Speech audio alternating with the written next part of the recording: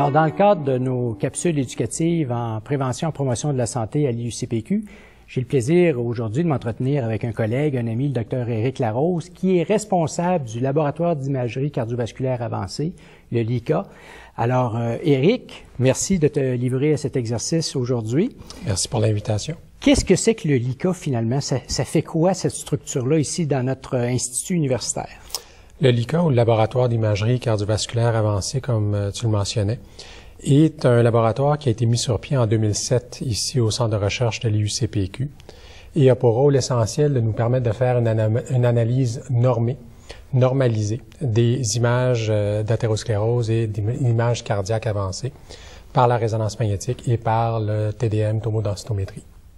Alors ça, ces jouets d'imagerie-là, c'est fantastique finalement pour le cardiologue que tu es maintenant de façon non invasive, sans ouvrir un thorax.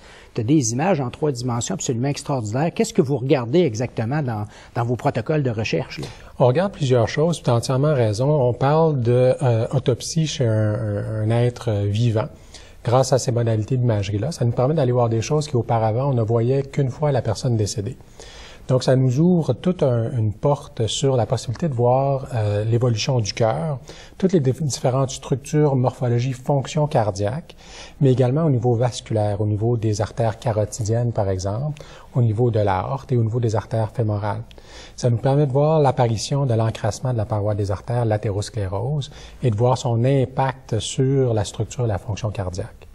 Alors, je sais pas cardiologue, mais en cardiologie, vous avez beaucoup utilisé l'échographie, par exemple, pour analyser finalement les structures cardiaques, les ventricules, les valves, tout ça.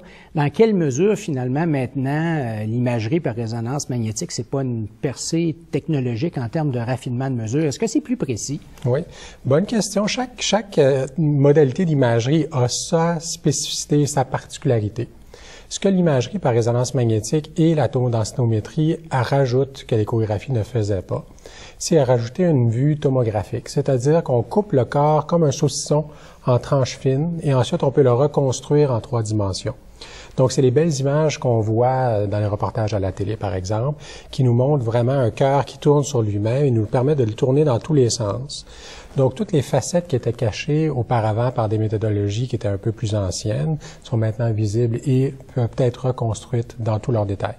Je pense aussi que vous êtes équipé pour regarder, on a les gros vaisseaux aussi, ces artères carotidiennes-là. Vous êtes particulièrement bien équipé pour vérifier justement le niveau d'athérosclérose, d'encrassement de ces gros vaisseaux-là. Je pense que vous avez l'équipement nécessaire. Oui, tout à fait. Alors, on sait que les maladies artérielles sont des maladies qui sont diffuses. Ça atteint le corps pas mal tout également.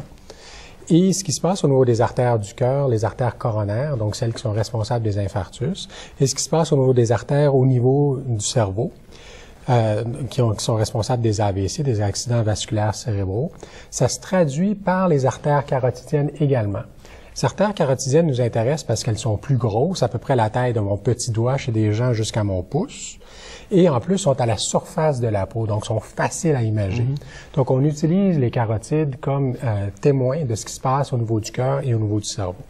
Et ces gros vaisseaux-là se comportent un peu aussi comme les artères coronaires en termes d'effet des facteurs de risque comme le tabac, le cholestérol, l'hypertension, je crois. Hein? Tout à fait. Alors, tout ce qui encrasse les artères du cœur, les artères coronaires, va également encrasser les artères carotidiennes.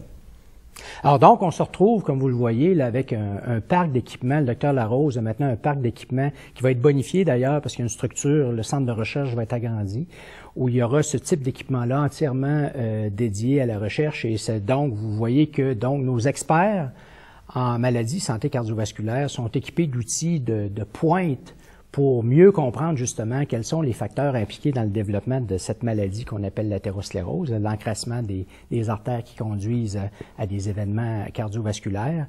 Et donc, on a une pléiade d'études dont on parlera dans des capsules futures qui vous feront la démonstration finalement que ces appareils-là, ça constitue une percée technologique remarquable.